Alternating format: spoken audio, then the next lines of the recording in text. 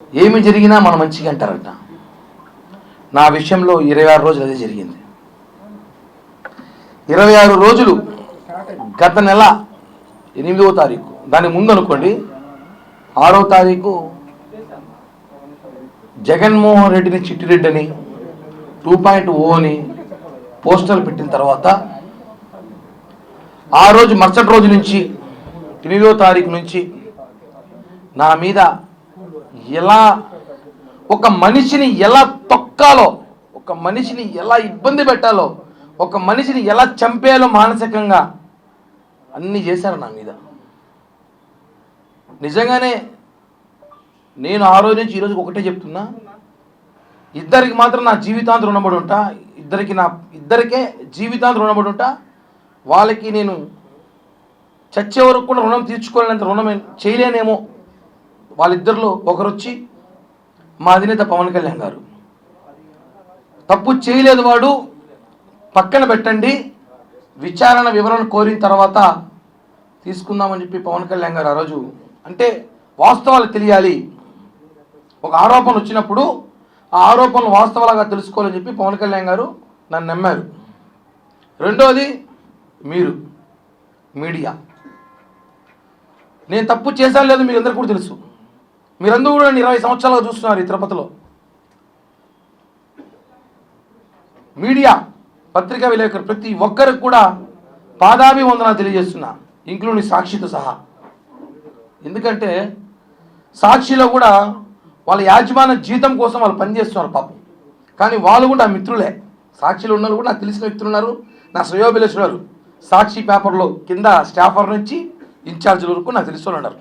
15 సంవత్సరాలు నాకు అంత మిత్రులే, కాబట్టి వాళ్ళకు కూడా కృతజ్ఞతలు తెలియజేస్తున్నా. అలాగే ప్రతి మీడియా, కెమెరామ్యాన్, రిపోర్టర్లు, స్టాఫర్లు, ఇన్ఛార్జీలు, బ్యూరోలు, ప్రతి ఒక్కరికి నా పాదాభివందనం.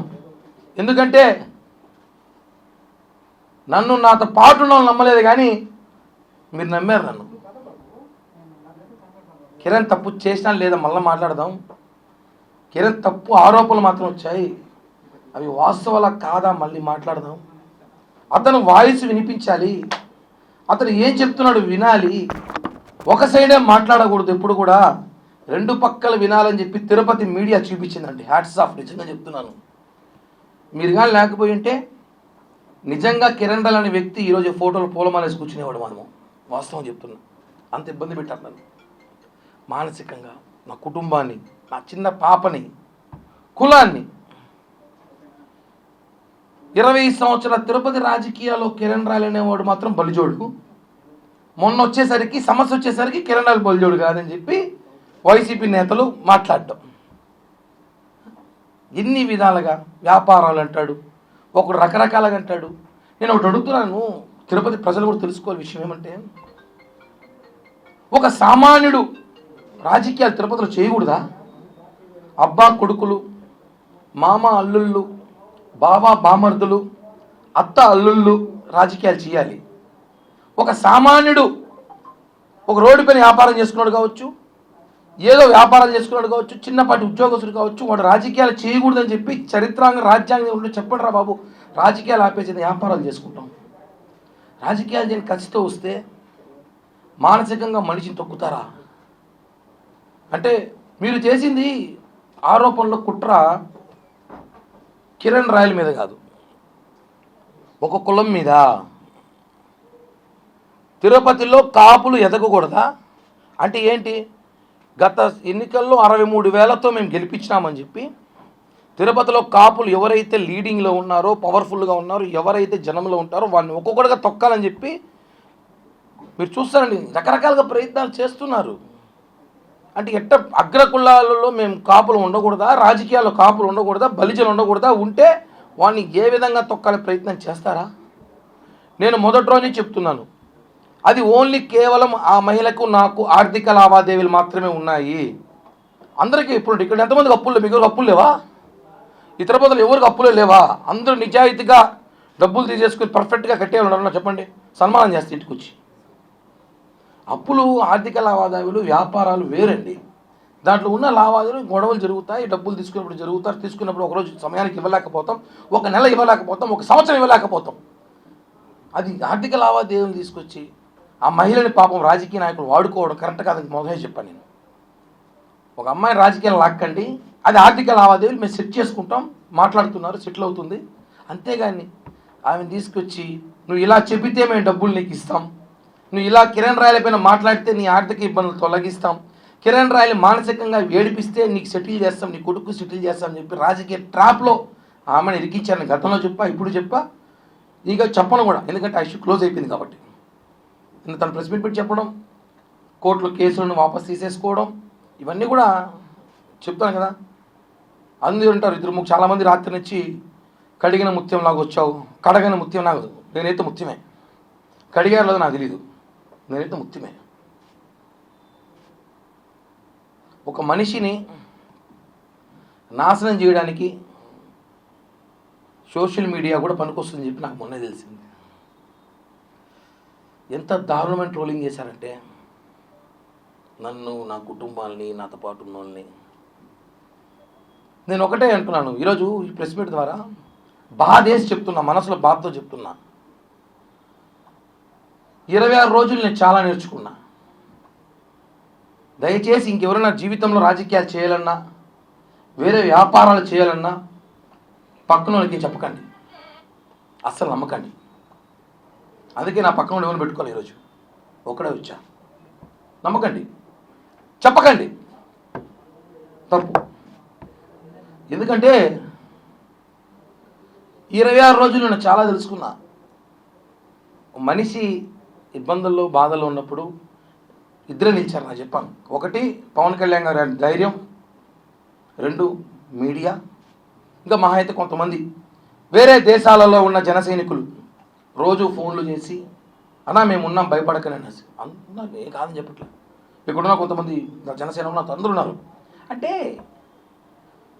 ఒకరు వచ్చి చెప్పేస్తే దాన్ని నమ్మడం అంత ఈజీ కాదు, దాని వాస్తవాలు తెలుసుకోవాలి. ఒక అడ్వకేట్ ఎవరు ఉన్నాడు మొన్న, ఆయన ఈ ఇష్యూలో అతను ఒక అడ్వకేట్ లాంటి వాడు, అడ్వకేట్ అది కాదు, అతని పేరు కూడా నేను చెప్పను, ఉప్పల్ బాల్ అంటాం మేము అందరం.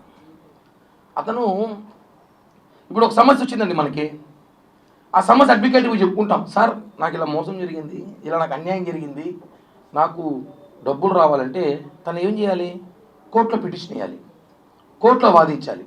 సాక్షి టీవీ, సాక్షి పేపర్లో కాదు. తను ఏం చేశాడు, కిరణ్ రాయల పైన ఆరోపణలు ఉన్నప్పుడు నువ్వు ఆరోపణలు కోర్టులో చూపించు, అంతేగాని డిబేట్లు పెట్టి నీ పబ్లిసిటీ పిచ్చి కోసం నన్ను వాడుకోవడం కరెక్ట్ కాదు. నీ మీద కేసేస్తా, తిప్పిస్తా తిరుపతికి, ఛార్జీలు కూడా నేనే పెడతాను నీకు, అప్ అండ్ డౌన్ ఛార్జీలు కూడా తిప్పిస్తా.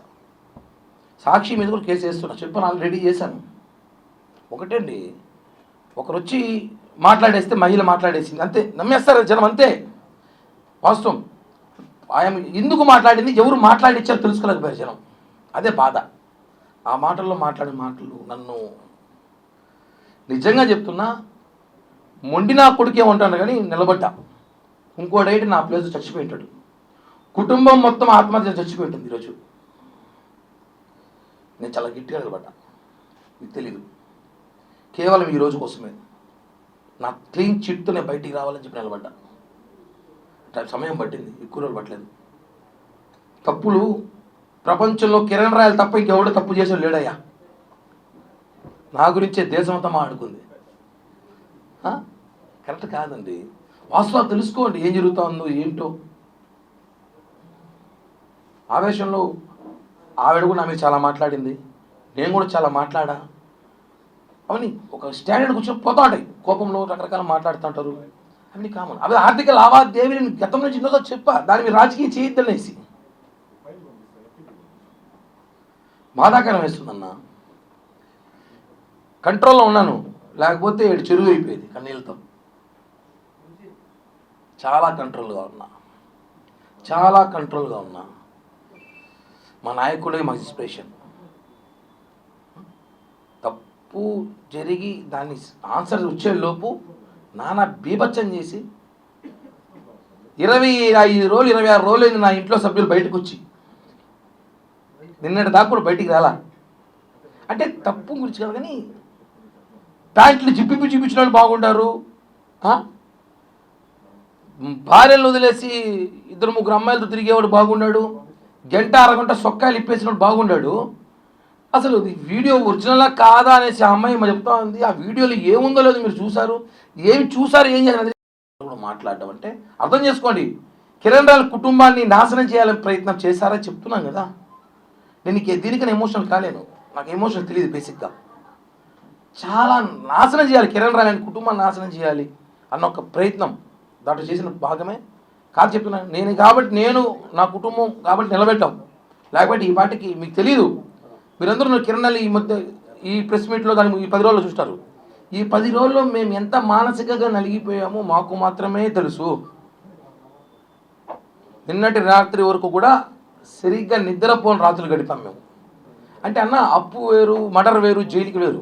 ఆరోపణలు చాలా కష్టం, నిందలు భరించలేము. తిరుపతి తొట్టుంది, ఎక్కడ చూసినా నా గురించి డిస్కషన్ అంట. ఎవడు ఫోన్ చేసిన వేరే సమస్యలు లేవు పాపం, ఎవడు అప్పులు చేసుకోడు, ఎవడు అందరూ చాలా చాలా పద్ధతిగా బాగా పద్ధతిగా బతుకుతున్నారు అందరూ. నా గురించి మాట్లాడాలి అందరూ కూడా,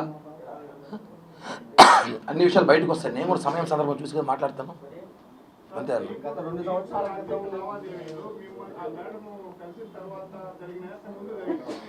ఏదన్నా అన్న 2015 నుంచి 2019 దాకా జరిగిన లావాదేవీలు అవన్నీ. జైపూర్ ఇష్యూ 2021 కేసు, అది మాకు సంబంధం లేదు. అది మాకు సంబంధం లేదు.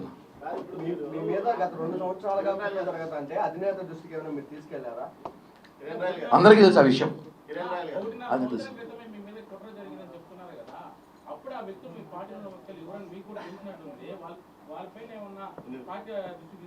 అలా ఇప్పుడు నేను నీ పేరు చెప్తే అంటే నమ్మరు కదా, బయటకు వచ్చాక నమ్ముతారు. ఇప్పుడు నమ్ముతారు. మీరు బెదిరించారు ఆమెను, నా దగ్గర నీ న్యూడ్ ఫోటోలు ఉన్నాయని బెదిరించారని, అందువల్ల ఆమె రాజీకి వచ్చిందని ఒక వర్గం బయట ప్రచారం చేస్తున్నారు. ఆమె చెప్పాలి ఆ మాట, చెప్తే బాగుండు. వాళ్ళు ఎవరో చెప్పేది ఎందుకు, వాళ్ళు ఎవరో చూసారా? ఆ వర్గం ఎవరే కదా, సాక్షిలో ఒక ఇద్దరు మాట్లాడిస్తామన్నట అమ్మాయితో. నిన్న కూడా వాళ్ళ తమ్ముడు ఎవరో ఫోన్ చేసి మా తమ్ముడు చెప్పినాడంట ఈ మాట చెప్పని చెప్పినారనేసి. ఒకవేళ ఉంటే ఇండోలో అయితే నేను పెట్టినాం, ఒకవేళ ఉంటే మాత్రం ఇది మాత్రం వస్తాం చెప్తాను ఓపెన్గా. ఉంటే బాధితులు చెప్పాలి కానీ వాళ్ళు కూడా చెప్పేదట. ఏ టెక్నాలజీ రోజుల్లో కూడా ఏమున్నాయన్న పాలిటిక్స్ ఏమి లేవు. తాజా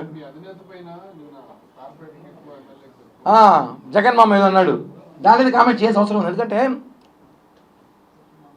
ఆయన జగన్ నిన్న ఆయన మాట్లాడుతూ చూసా కామెంటు, ఆయన లోకల్ ఖైదీకి ఎక్కువ, ఇంటర్నేషనల్ ఖైదీ తక్కువ, మధ్యలో ఉన్న ఖైదీ. ఆయనకు ఒకటే చెప్తున్నా, చెస్ ఉంటుంది కదా చదరంగం గేము, స్టార్టింగే రాజు చిక్కు పెట్టేవాడు, ఎలుకలు ఏనుగులు సిప్పాయిలంతా పక్కకి తట్టి మళ్ళీ రాజు దగ్గరికి వెళ్తాం. ఇప్పుడు అందరూ ఆ పనిలో ఉన్నాం మేము, నీ దగ్గరికి వస్తాం, నీకు వెళ్తాం ఖచ్చితంగా. థ్యాంక్ యూ అన్న, జై హింద్.